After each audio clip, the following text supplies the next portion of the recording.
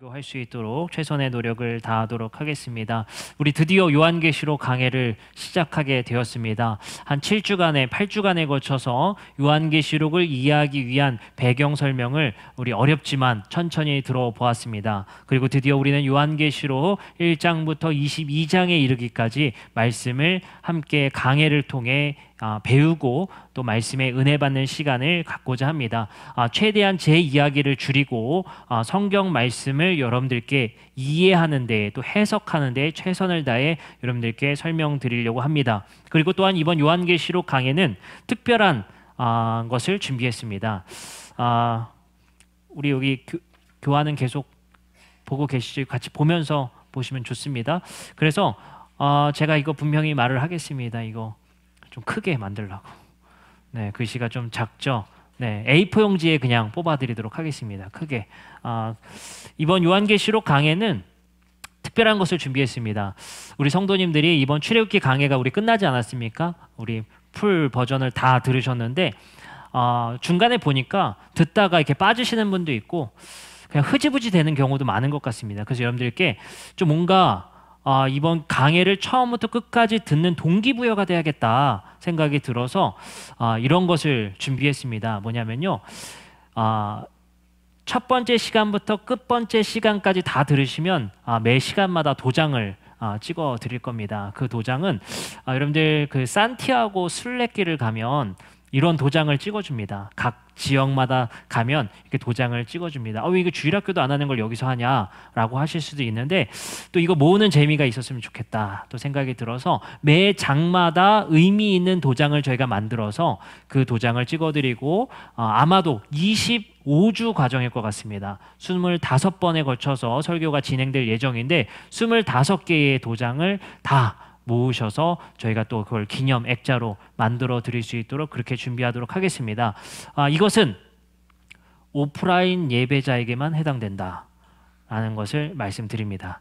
그래도 여기까지 또 발걸음 해주셔서 참석하신 분들에게 또 이런 메리트들이 있어야 되지 않을까 생각이 되고 또 동기부여가 되지 않아야 될까 돼야 되지 않을까 생각해서 준비된 것입니다. 그래서 다음 주부터 책자와 그리고 도장을 함께 찍어드리도록 그렇게 하겠습니다. 온라인 예배 드리고 계신 16분에게는 참 죄송합니다.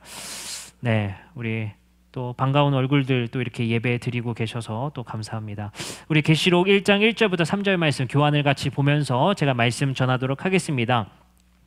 요한계시록 1장 1절 말씀을 보면 예수 그리스도의 계시라 이는 하나님이 그에게 주사 반드시 속히 일어날 일들을 그 종들에게 보이시려고 그의 천사를 그 종 요한에게 보내어 알게 하신 것이라 라는 말씀이 있습니다. 그래서 우리 요한계시록이라고 읽죠. 그래서 우리는 다른 표현이 아니라 계시록 또는 묵시록이라고 이 책을 장르를 설정해서 이야기합니다.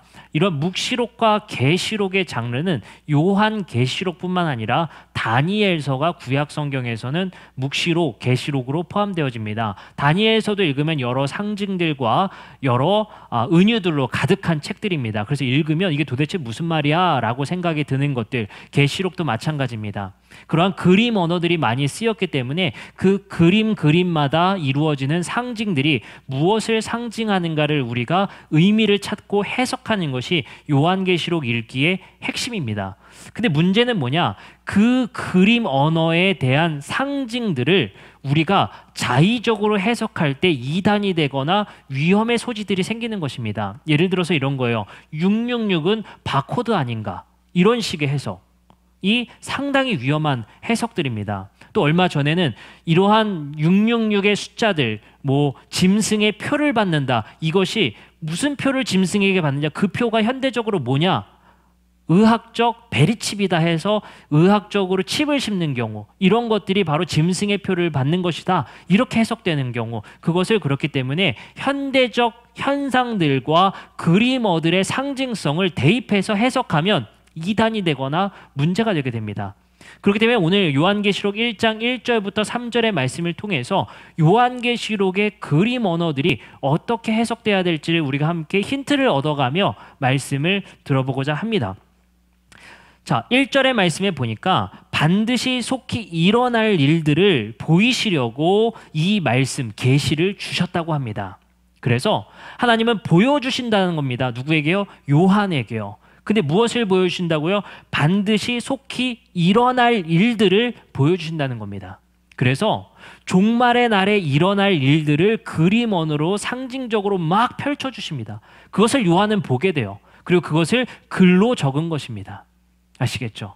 근데 여기서 여러분들에게 한 가지 상식적인 이야기를 한 가지 해드리도록 하겠습니다. 왜 이런 그림 언어로 하나님께서는 보여주셨나? 그 그림 언어가 진짜 하늘의 세계를 그려주신 건가? 이런 생각을 해볼 수가 있어요. 다른 책은 그렇게 써있지 않잖아요. 마태, 마가, 누가복음 이런 책들은 그렇게 써있지 않죠. 읽어도 충분히 읽어볼 만한 이해되는 이야기들인데 유난히 요한계시록만 그렇습니다. 이것은 아마도 역사적인 관계성이 있습니다. 왜 그러냐면요. 왜 이런 장르를 택해서 요한계시록이 쓰여졌냐라는 것인데 요한계시록의 내용에 당시에 로마에 대한 비판이 많이 있습니다. 아유, 그렇게까지 이게 또 감동할 일인가요? 당시에 로마 제국에 대한 비판과 황제에 대한 비판들이 많이 수록되어 있습니다. 그러면 어떻게 써야 되겠어요? 로마 사람들이 읽었을 때는 아리송하게, 유대인들이 읽었을 때는 로마를 향한 그림을 알 수 있게. 그렇기 때문에 이 책을 읽었었던 유대인들은 그 그림 언어를 이해할 수 있는 상징들이에요. 그러나 로마인들은 그 그림 언어를 읽으면 모릅니다. 그렇기 때문에 유대인들이 알 수 있는 그림 언어라는 것은 바로 무엇이냐? 다니엘서의 그림 언어를 그대로 인용을 했어요. 유대인들은 다니엘서를 알고 있고 다니엘서의 상징들이 무엇인지 이미 이해하고 있었던 사람들입니다. 그걸 해석할 수 있었던 사람들이었어요. 그렇기 때문에 요한에게 하나님께서는 다니엘서에 나오는 그 그림 언어들을 요한에게 보여주시면서 로마인들을 그것을 읽지 못하게. 만약에 이렇게 상상해 봅시다. 이 요한계시록을 로마의 정부 관원들이 입수했어요. 이게 뭐야? 로마의 황제를 비난하는 글이잖아 라는 것이 만약에 밝혀진다면 그리스도인들을 어떻게 했겠습니까? 무참히 탄압하거나 죽였겠죠. 말도 안 되는 일이었을 것입니다. 황제를 비난하고 비판한다? 그 제도와 그 제국을 비판한다? 있을 수 없는 일입니다. 그렇기 때문에 유대인들이 읽었을 때는 이해할 수 있는 장르가 바로 묵시와 계시록인 겁니다. 아시겠죠? 그렇기 때문에 이것은 우리만 읽지 못하고 우리도 이방인이기 때문에 낯선 것뿐이지 유대인들에게는 읽기 쉬운 상징 언어들이라는 사실을 기억하셔야 됩니다. 그렇기 때문에 우리가 요한계시록 읽기 전에 7주, 8주에 걸쳐서 그 그림 언어를 읽을 수 있는 세계관을 배운 것이었고 이제 우리는 그것을 적용하려고 하는 것입니다. 보도록 하겠습니다. 우리 교환에 보면 빨간색으로 글씨를 쳤죠. 집에 돌아가셔서도 이 교환의 색깔로 글씨를 제가 진하게 해놓은 것들 있죠. 색깔로 빨간색, 제가 녹색, 파란색으로 해놨습니다. 그 구절들은 꼭 자기 성경책에 같은 색깔로 표시를 해보셔도 좋을 것 같아요. 빨간색 성경 구절에는 빨간색으로 이렇게 해보셔도 좋을 것 같습니다. 자, 보겠습니다. 반드시 속히 일어날 일들이라고 쓰여 있는데 옆에 칸에 보면 다니엘서 2장 28절에 빨간색으로 뭐라고 써 있죠? 후일에 될 일을 이라고 써 있어요. 그렇죠? 똑같이 빨간색으로 쓰여 있죠. 요한은 하나님께서 주신 그 계시가 무엇이었냐면요. 다니엘서 2장 28절의 말씀을 인용하게 된 거예요. 창작이 아니라 인용한 글입니다. 그렇기 때문에 또 말씀을 볼게요. 녹색으로 글씨가 쓰여 있습니다. 무엇이라고 써 있죠? 계시록 1장 1절에 알게 하신 것이라 쓰여 있죠. 근데 오른쪽 칸에 다니엘서 2장에 똑같은 글씨가 나와요. 하나님이 장래 일을 왕께 뭐하게 하신 것이라? 알게 하신 것이라 라는 말씀이 쓰여 있습니다. 빨간색 글씨와 녹색 글씨를 보면 다니엘서에 나와 있는 그 문구를 인용해서 요한계시록을 썼다는 사실을 알 수가 있어요. 그러면 여러분들 요한계시록 읽기 이렇게 하는 거예요. 요한이 계시록 1장 1절부터 2절을 읽으면서 두 가지 중요한 다니엘서의 문구를 인용한 거예요. 첫 번째, 후일에 될 일들을. 두 번째, 알게 하신 것. 두 가지 문구를 인용하면서 유대인들에게 힌트를 준 겁니다. 야, 1장 1절부터 2절을 읽으려면 어디를 읽어라? 다니엘서 2장을 읽어라. 그 다니엘서 2장을 너희에게 계시로 말을 해주려고 하는 것이다 라는 거예요. 그 유대인들은 이걸 딱 보자마자 익숙한 문구기 때문에 다니엘서 2장의 이야기를 지금 하시려고 하는 거를 이해할 수 있었단 말이에요. 근데 우리는 이 인용구를 찾기가 매우 낯설고 매우 어렵죠. 왜요? 왜일까요? 히브리어를 못하니까.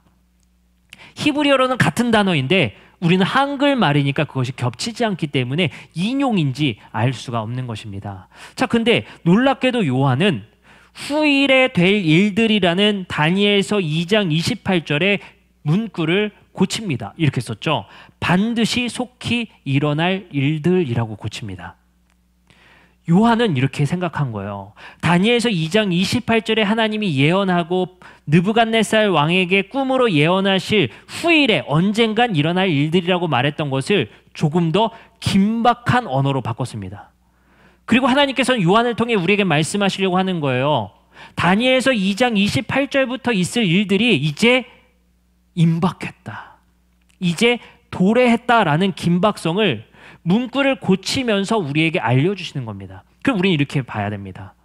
우리는 하나님께서 요한에게 말씀하시려고 하는 그 계시가 다니엘서 2장 28절부터 이루어지는 이 계시를 이해해야만 요한계시록을 이해할 수 있겠구나라는 생각을 할 수 있는 거예요. 그러면 우리 이렇게 생각합시다. 반드시 속히 일어날 일들이 궁금한 거잖아요. 그죠?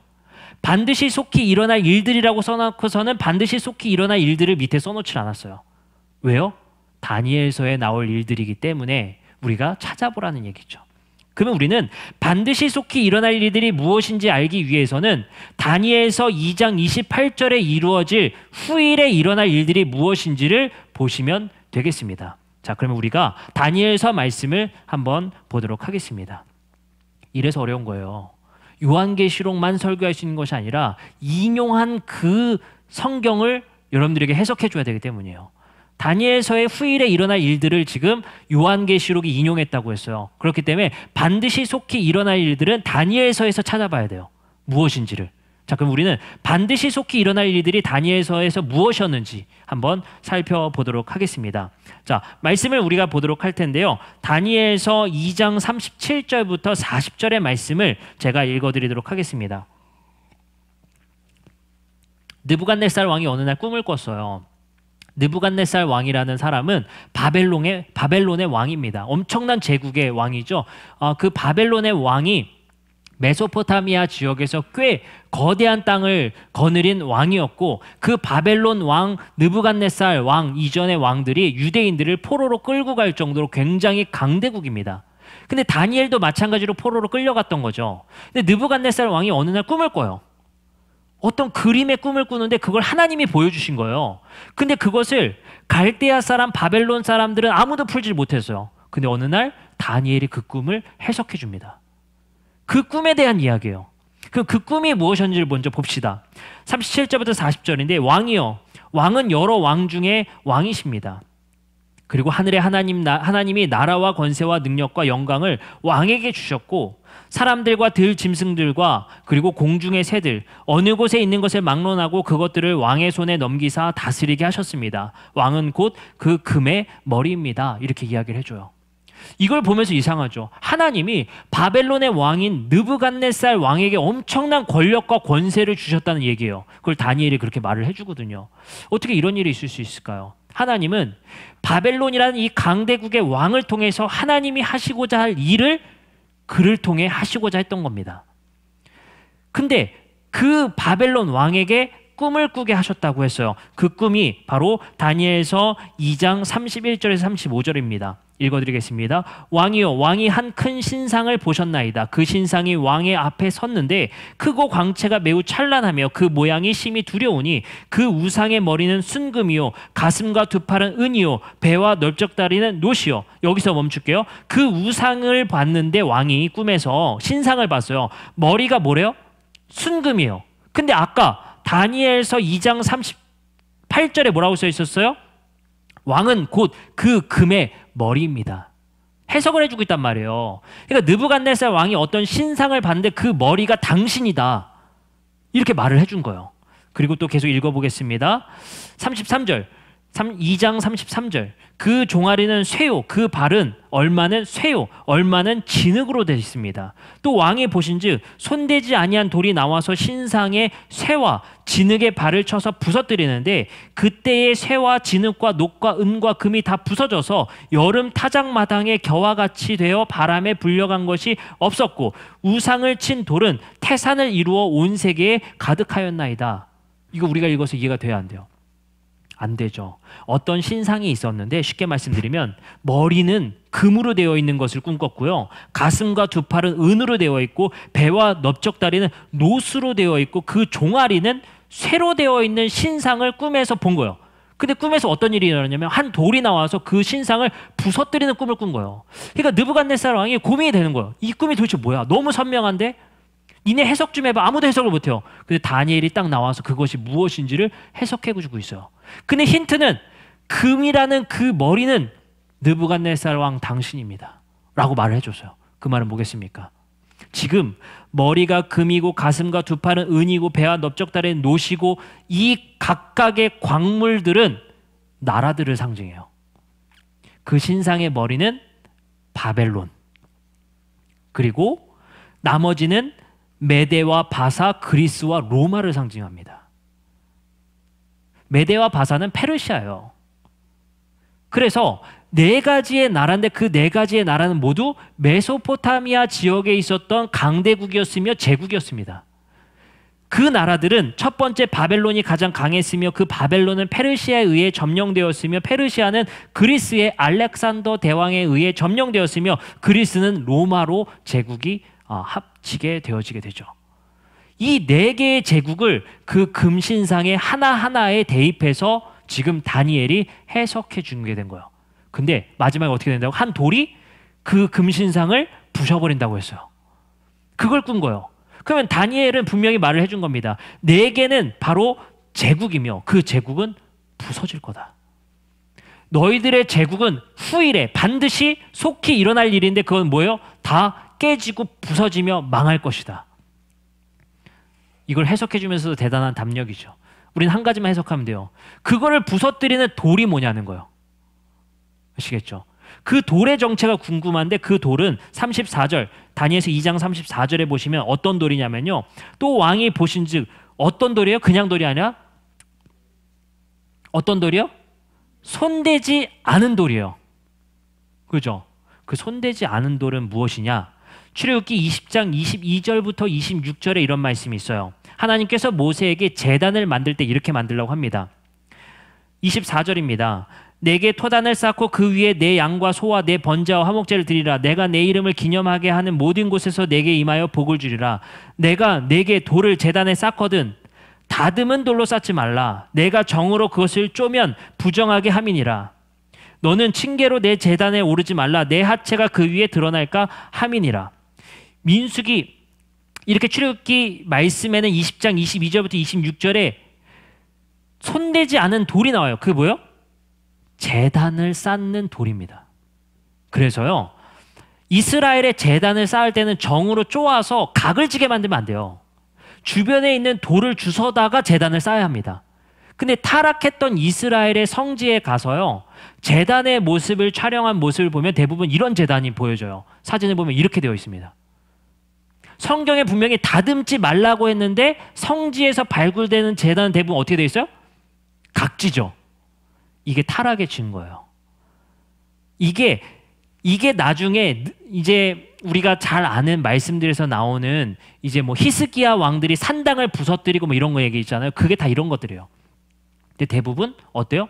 우상을 섬기는 듯한 다듬은 돌로 제단을 만들었어요. 하나님의 말씀에 이미 율법을 따르고 있지 않다는 것이죠. 하나님은 분명히 말씀하십니다. 다듬지 않은, 손대지 않은 돌로 뭐 해라? 제단을 만들어라. 그건 무엇을 상징하냐? 순수성을 상징하는 거예요.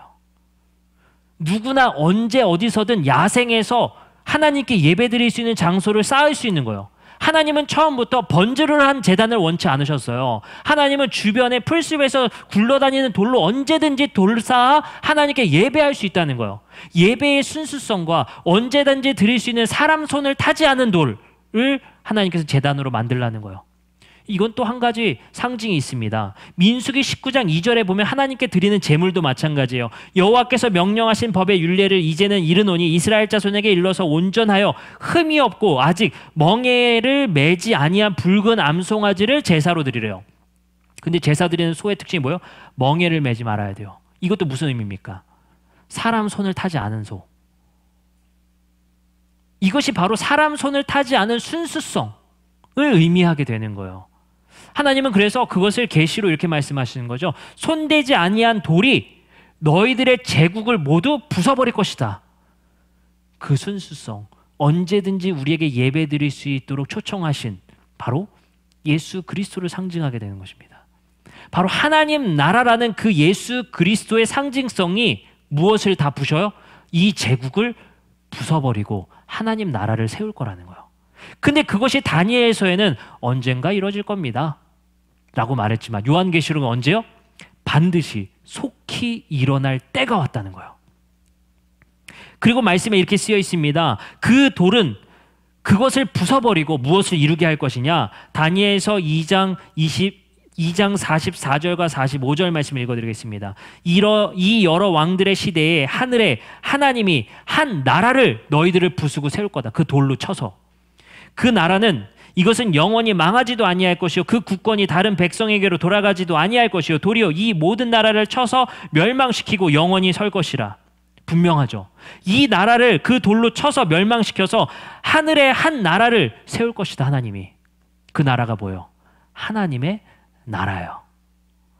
또 읽습니다. 2장 45절을 보니까 손대지 아니한 돌이 산에서 나와서 새와 녹과 진흙과 은과 금의 나라 제국들을 부서뜨린 것을 왕께서 보신 것은 크신 하나님이 장래일을 왕께 알게 하신 것이라. 이 꿈은 참되고 이 해석은 확실하니이다 하니.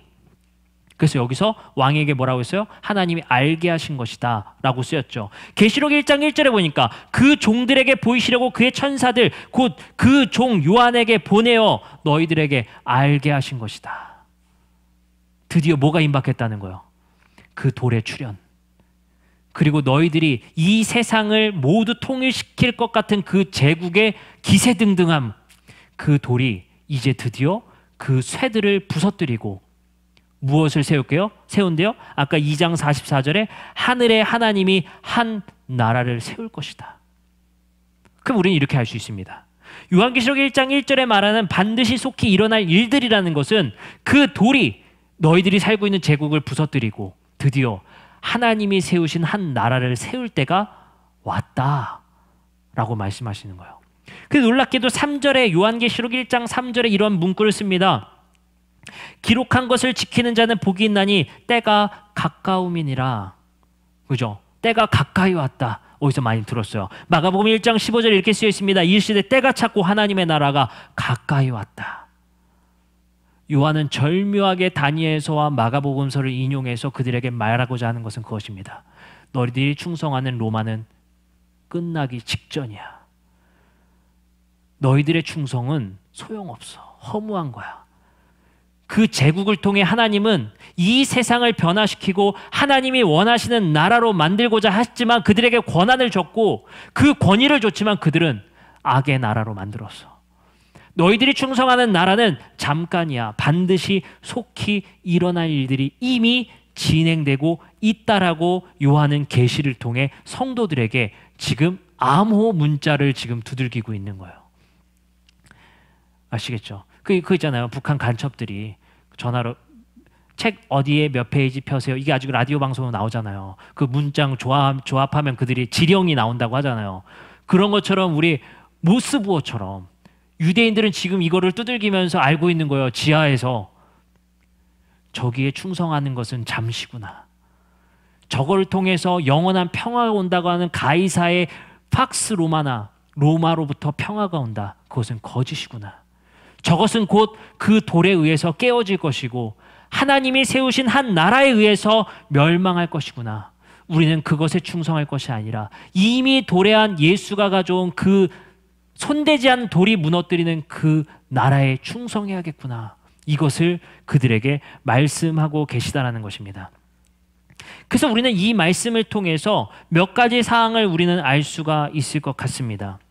요한계시록 1장 1절과 다니엘서 2장 28절에 반드시 속히 일어날 일들과 후일에 될 일들의 차이점을 보면 어떤 차이점이 있습니까? 이것은 이제 이미 일어나고 있다. 기다릴 일이 아니라는 거예요. 이미 일어나고 있다. 요한이 인용한 다니엘서 2장 28절부터 30절, 45절에서 47절에 후일에 될 일들은 무엇입니까? 손대지 아니한 돌이 제국을 멸망시키고 하늘의 하나님이 세우실 나라가 너희 안에 도래했다. 그러니 너희는 그 제국의 명령에 따라 살아가지 말라라고 지금 암호로 그들에게 전달 중에 있는 것이 바로 요한계시록의 말씀들입니다. 최선을 다하고 있는데 여러분들 이해되고 있는지 모르겠습니다. 이거보다 더 쉬울 수는 없다. 네. 그래서 우리는 이 말씀을 정리하면서 저는 말씀을 이렇게 여러분들에게 함께 적용하고 싶습니다.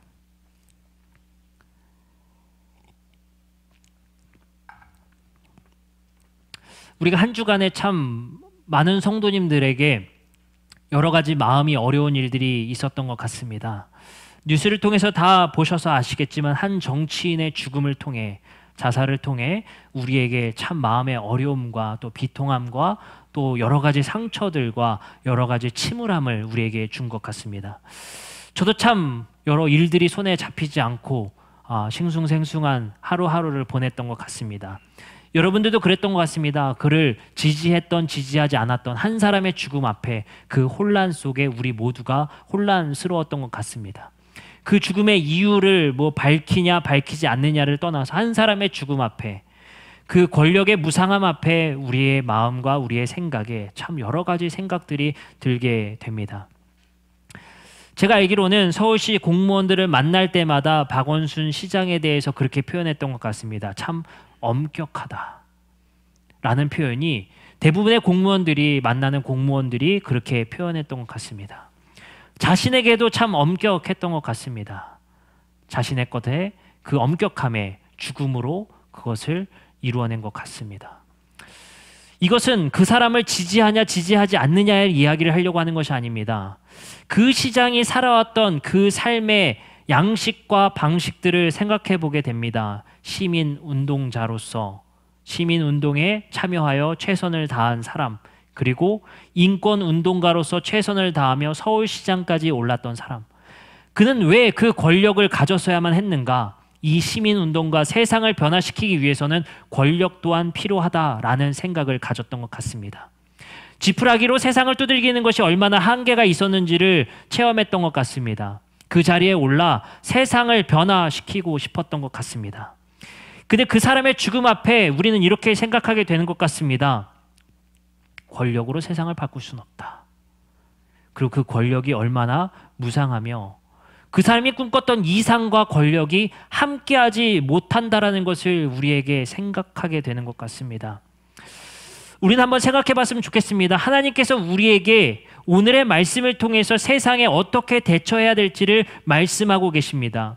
3절의 말씀에 보면 이 말씀을 읽는 자와 듣는 자와 그 가운데 기록한 것을 지키는 자가 복이 있다는 것입니다. 무엇을 지켜야 될까요? 바로 하늘의 하나님이 이 땅에 돌을 보내셔서 손대지 않은 돌을 통해 제국을 멸망시킬 그 제국에 우리는 협조하고 따르라는 것입니다.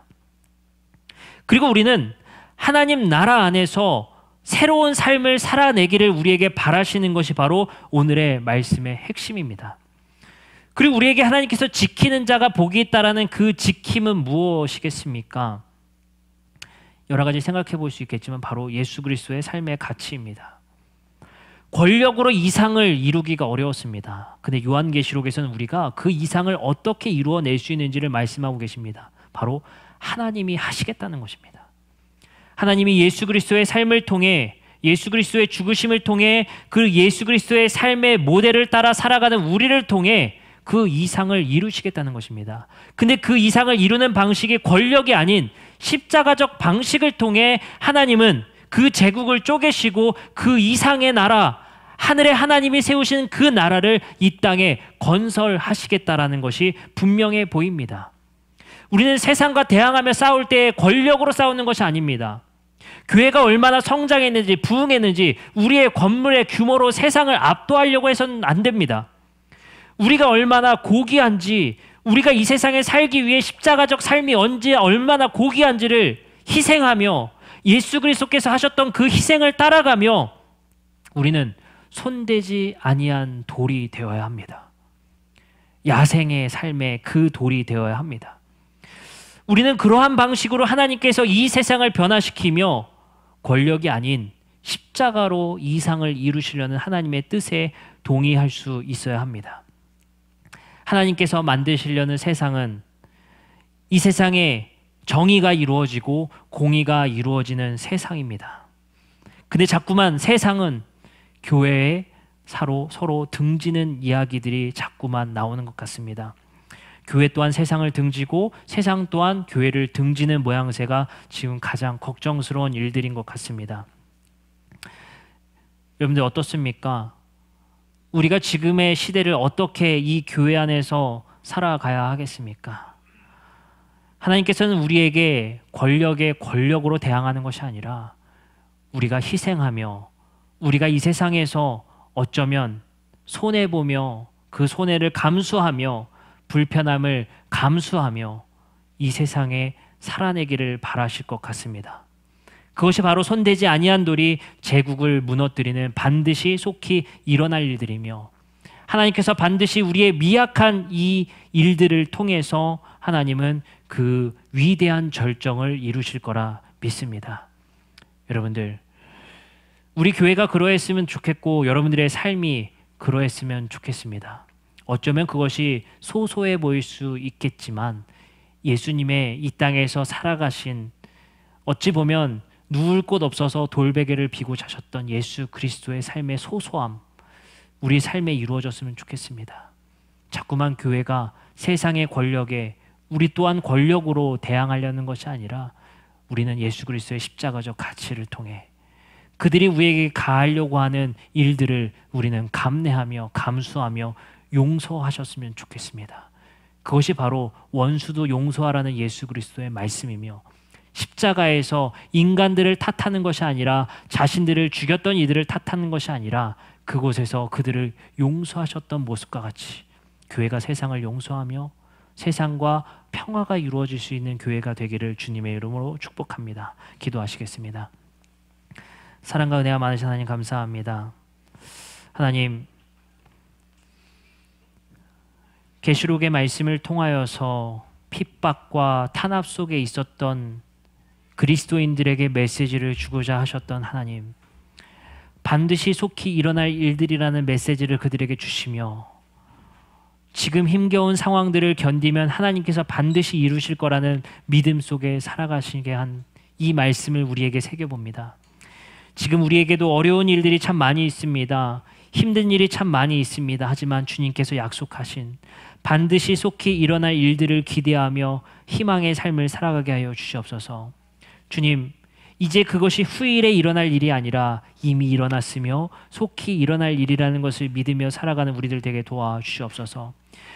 또한 손대지 않은 돌이 일어나 제국들을 무너뜨리며 하나님이 세우시는 그 나라가 이 땅에 임했음을 기억하게 하여 주시고 세상의 제국에 충성하는 것이 아니라 하나님의 나라에 충성할 수 있는 우리 모두가 되게 하여 주시옵소서. 주님, 이 땅에서 제국과 제국의 방식으로 대항하는 것이 아니라 희생과 사랑과 나눔으로 그 안에서 평화를 이룰 수 있는 교회 되게 도와주시옵소서. 예수 그리스도의 이름으로 기도합니다. 아멘. 이 시간 다 같이 찬양하시고 축도하심으로 예배를 마치도록 하겠습니다.